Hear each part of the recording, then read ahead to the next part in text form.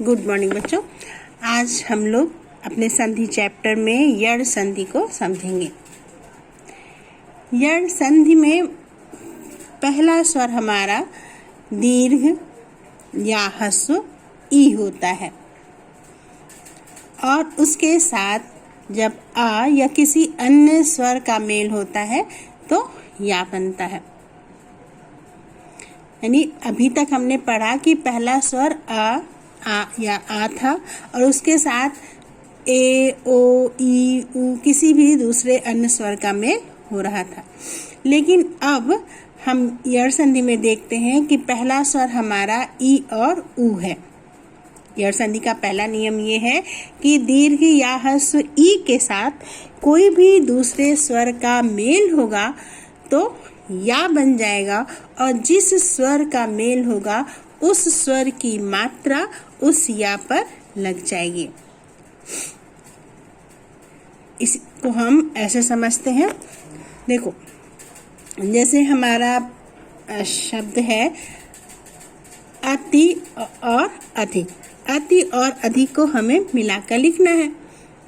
अति का अंतिम स्वर हमारा है ई, ह्रस्व ई, और अधिक का पहला स्वर है हमारा आ। ई और आ का मेल होने पर या बन जाता है और जब ता के साथ हमारा ई हट गया, आ से मिल गया तो ता हमारा स्वर विहीन हो गया यानी आधा हो गया, तो ये हो जाता है हमारा अत्यधिक।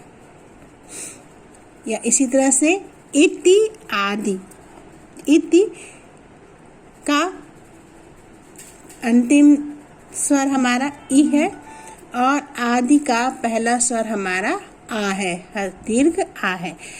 ई और आ का मेल होने पर या बनेगा। चूंकि दीर्घ आ है इसलिए या पर भी आ की मात्रा लगेगी और इस तरह से ता हमारा स्वर विहीन हो गया, आधा हो गया, तो ये हो जाता है इति आदि मिल करके इत्यादि।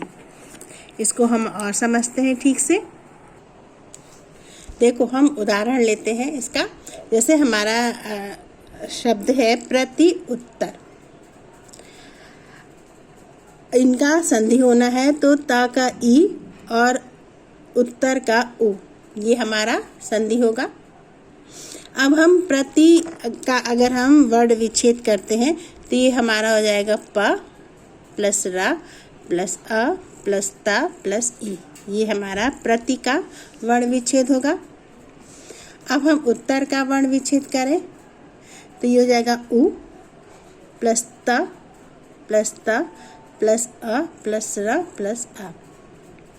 अब प्रति का अंतिम वर्ण हमारा ई है और उत्तर का पहला वर्ण उ है। ई और उ का मेल होगा, बन जाएगा या, और चूंकि ई के साथ उ का मेल हो रहा है इसलिए उ की मात्रा या पर लग जाएगी, ये हो जाएगा यू। अब ये हमारा प प्लस र प्लस आ, ये प्र हो गया। ता हमारा स्वर विहीन है इसलिए आधा हो जाएगा। ई और उ मिलके यू बन गया और फिर उत्तर, आगे तर है, ये हमारा हो जाएगा प्रत्युत्तर, प्रत्युत्तर। इसी तरह से हमारा है अति आचार। अति, इसका अगर हम वर्ण विच्छेद करें तो ता का वर्ण विच्छेद होगा त प्लस ई और आचार का पहला स्वर हमारा आ है। अति का ई आ के साथ मिल करके या बनाएगा। चूंकि दीर्घ आ है इसलिए या पर आ की मात्रा लग जाएगी। अब अति का ई आ के साथ मिल करके या बना लिया तो ता हमारा आधा हो गया, तो ये हो जाएगा अत और या चार, अत्याचार। इस तरह से अति आचार मिल करके बन जाता है अत्याचार। यानी पहला स्वर हमारा दीर्घ या ह्रस्व ई कोई भी हो सकता है और उसके साथ जो भी दूसरा स्वर मिलेगा बनेगा हमारा या, किसी भी अन्य स्वर के मेल से बनेगा या, और जो स्वर का मेल हो रहा है या पर उस स्वर की मात्रा लग जाएगी। अब पर्यावरण के माध्यम से भी हम इसको समझ सकते हैं। परिआवरण, परि का वर्ण विच्छेद करें तो प प्लस आ, रा का हो जाएगा रा प्लस ई, आवरण का आ फिर प्लस व प्लस अ पर र प्लस अ प्लस र प्लस अप आवरण। अपरी का अंतिम स्वर हमारा हुआ ई, आवरण का पहला स्वर हुआ आ। ई के साथ किसी अन्य स्वर का मेल होने पर या बनता है। चूंकि दीर्घ आ है इसलिए या पर आ की मात्रा हमारी लग गई। अब ये पा हमारा पूरा हो गया।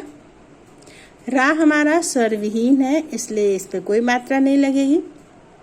आधा रा हो गया, या हो गया।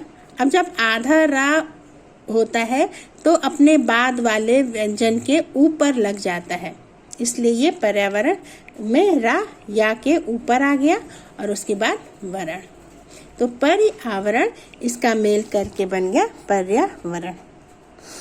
यानी ई इसका यण संधि का पहला नियम क्या है कि ई या ई ह्रस्व या दीर्घ ई के साथ किसी भी अन्य स्वर का मेल होने पर या बनता है और जिस स्वर का मेल ई के साथ हो रहा है उस स्वर की मात्रा हमारी या पर लग जाती है। ये हमारा है यण संधि का पहला नियम। यण संधि का दूसरा नियम क्या है कि उ हमारा पहला स्वर उ होगा, ह्रस्व या दीर्घ कोई भी उ होगा और उसके साथ जब कोई भी दूसरा स्वर मिलेगा तो वा बनेगा और जो स्वर मिलेगा उस स्वर की मात्रा आ पर वा पर लग जाएगी। इसको हम ऐसे समझते हैं जैसे हमारा जो है शब्द है शु आगत। सु का अगर हम वर्ण विच्छेद करते हैं तो होता है स प्लस उ और आगत का अ प्लस ग प्लस अ प्लस त प्लस आ। अब सु का उ और आ का आ, आगत का आ, ये दोनों मिल करके उ और आ मिल करके वा बना लेंगे। क्योंकि दीर्घ आ है इसलिए वा पर आ की मात्रा लग जाएगी। नियम क्या है, उ के साथ किसी भी अन्य स्वर का मेल होने पर वा बनता है और जो भी स्वर की मिलता है उ के साथ उस स्वर की मात्रा उस वा पर लग जाती है। तो उ के साथ आ का मेल हुआ, वा बना। क्योंकि दीर्घ आ है इसलिए आ की मात्रा वा पर लग गई। तो ये अब स हमारा स्वर विहीन हो गया इसलिए आधा हो गया, या आधा स हो गया, वा हो गया, फिर गत। इस तरह से सु आगत ये हमारा बन जाता है स्वागत। एक और उदाहरण देखते हैं, अनुएषण। अनु इसका अगर हम वर्ण विच्छेद करें तो अ प्लस न प्लस उ, ये हमारा होगा। एषण का पहला स्वर हमारा है ए। उ और अ ए का मेल होगा तो उ के साथ कोई भी स्वर मिलता है तो वा बनता है और ए है तो वा पर ए की मात्रा लग जाएगी। तो उ और ए मिल करके वे बन गया और आगे क्षण। ना हमारा स्वर विहीन हो गया तो आधा हो गया तो अन्वेषण। इस तरह से अनुएषण ये हमारा मिल करके बनता है अन्वेषण। ठीक, या इसी तरह से स्वच्छ। स्वच्छ में भी पहला जो है सु अच्छ। सु का अगर हम वर्ण विच्छेद करें तो स प्लस उ होगा। अच्छ का पहला स्वर हमारा पहला वर्ण हमारा आ है तो सु का उ और अच्छ का अ मिल करके वा बन जाएगा। स हमारा स्वर विहीन हो जाएगा यानी आधा हो जाएगा। तो इस तरह से हो जाएगा स्वच्छ। यानी पहला नियम क्या है हमारे यण संधि का कि ई के साथ किसी भी दूसरे स्वर का मेल होने पर या बनेगा और जिस स्वर का मेल हो रहा है उस स्वर की मात्रा उस या पर लग जाएगी। बहुत सारे उदाहरण जैसे अत्याचार, प्रत्युत्तर, पर्यावरण। दूसरा हमारा नियम है कि उ के साथ, यहाँ पहले नियम में ई था, दूसरे नियम में उ है।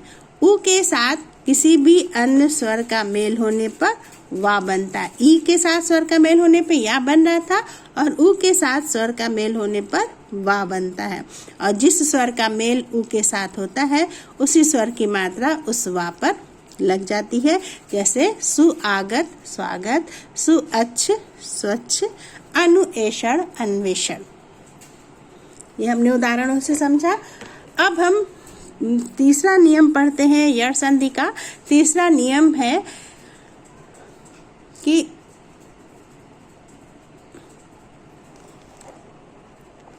री के साथ जब कोई दूसरा स्वर आता है तो रा बनता है। हमने गुण संधि में पढ़ा था कि पहला स्वर आ था और दूसरा स्वर री था तो अर बन रहा था। यड़ संधि में क्या है कि पहला स्वर री होगा और दूसरा स्वर कोई भी दूसरा स्वर होगा, बनेगा रा, और जो दूसरा स्वर है उस स्वर की मात्रा रा पर लग जाएगी। इसको हम समझते हैं। जैसे हमारा पहला शब्द है मातृ और दूसरा शब्द है आज्ञा। मातृ का अगर हम वर्ण विच्छेद करते हैं तो होगा मा प्लस आ, त प्लस री, मातृ। आज्ञा का आ प्लस ज्ञा प्लस आ। अब री, मातृ का अंतिम स्वर है हमारा री और आज्ञा का पहला स्वर है आ। री और आ मिल करके बनता है रा। चूंकि दीर्घ आ है इसलिए रा भी हमारा, रा पर भी हमारे आ की मात्रा लगेगी। रा पर हमारी आ की मात्रा लगेगी। अब हम देखते हैं मा प्लस आ माँ हो गया। ता और रा, ता हमारा आधा है, आधे ता का मेल जब रा से होता है तो त्रा बन जाता है और आ पर ऑलरेडी आ की मात्रा है तो ये हो जाएगा त्रा पर आ की मात्रा और उसके बाद क्या। और इस तरह से मातृ आज्ञा, यहाँ पर स्वरों का मेल होने पर ये बन जाता है मात्राज्ञा। इसी तरह से पितृ आदेश, पितृ का भी अंतिम स्वर हमारा री है और आदेश का पहला स्वर आ है। री और आ मिलकर के रा बन जाएगा। पितृ में भी ता आधा हो गया, आधा ता और रा मिलकर के त्रा बन जाएगा, हो जाएगा पित्रादेश। तीसरा से यड़ संधि के मुख्य रूप से 3 नियम है कि पहला स्वर ई या ई, ह्रस्व या दीर्घ ई होने पर, दूसरा स्वर कोई भी अन्य स्वर हो ऐसी स्थिति में या बनता है और या पर इस दूसरे स्वर की मात्रा लग जाती है। पहला स्वर ऊ होने पर दूसरा स्वर कोई भी भिन्न स्वर हो सकता है, यानी ऊ का किसी भी अन्य स्वर के साथ, ह्रस्व या दीर्घ ऊ का किसी भी अन्य स्वर के साथ मेल होने पर वह बनता है और जिस स्वर का मेल ऊ या ऊ से हो रहा है उस स्वर की मात्रा वा पर लग जाती है, जैसे स्वागत और स्वच्छ, अन्वेषण। तीसरा नियम है री के साथ किसी भी अन्य स्वर का मेल होने पर रा बनता है और जिस स्वर का मेल री के साथ हो रहा है उस स्वर की मात्रा रा पर लग जाती है।